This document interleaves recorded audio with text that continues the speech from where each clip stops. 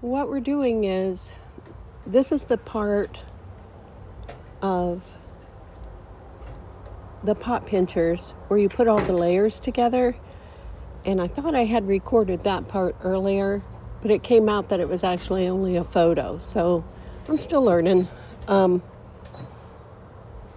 So here we go. This is, you put all your layers together, and I will go through the order of the layers that you go through to stack them for the pot pinchers.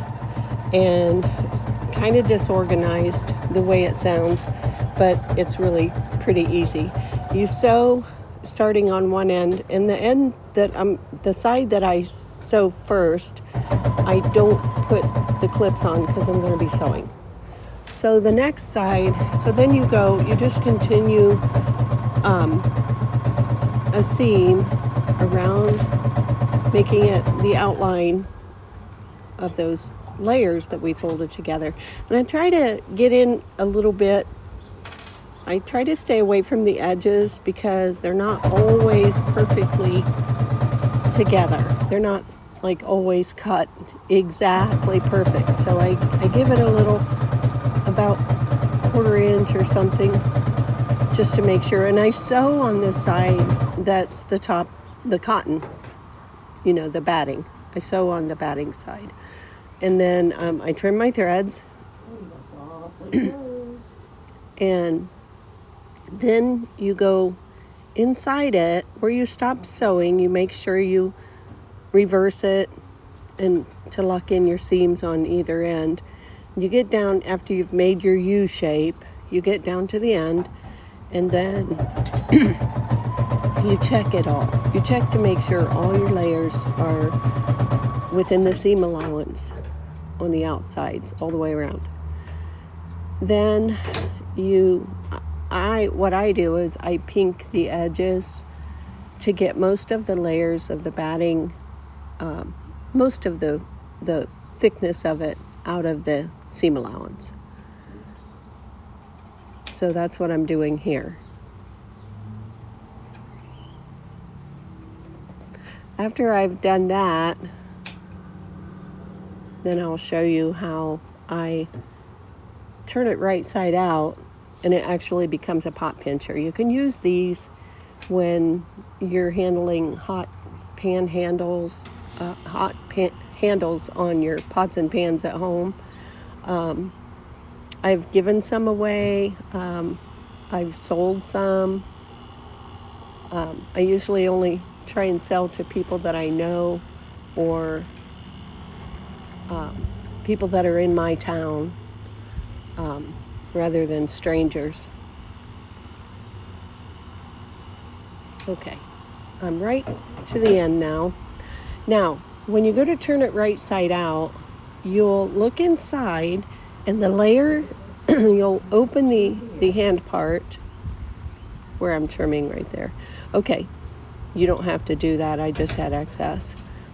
When you put your hand in there, you can take your fingers and move to the batting that's the closest to the fabric.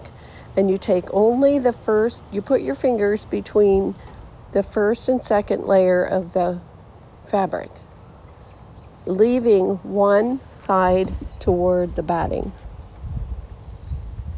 You want to separate it between the first layer of fabric and the second layer of fabric. And you're going from the batting to the fabric. That'll be so anyways, if you put your fingers in there, you can kind of see the inside.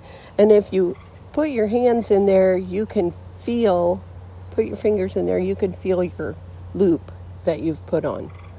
And I'll show you how to add those later. That was part of my video that I messed up, that I thought was a video, and it turned out to be a photo. So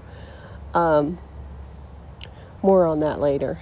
We'll go back and I'll redo it. But right now, my husband's playing music, so I'll have to wait. So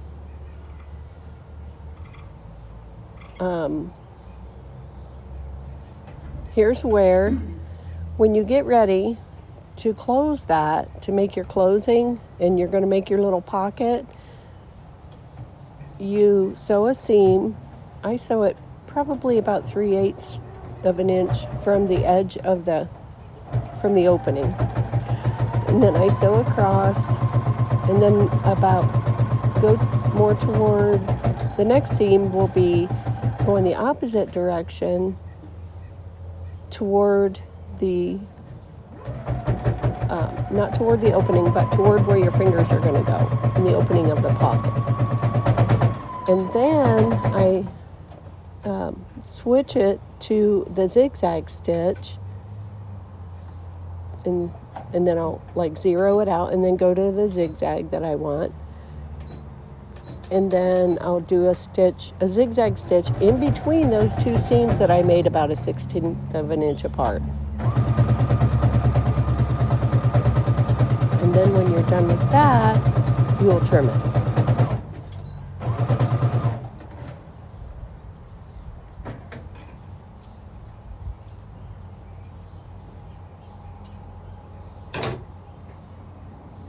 And there's me trimming it.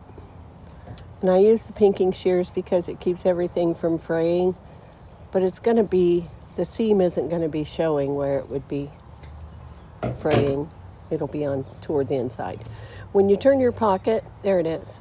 Now you have your pot pincher. Careful. And then if you have a visitor like I do, then you just ignore them. She's hard to ignore, though. Thank you.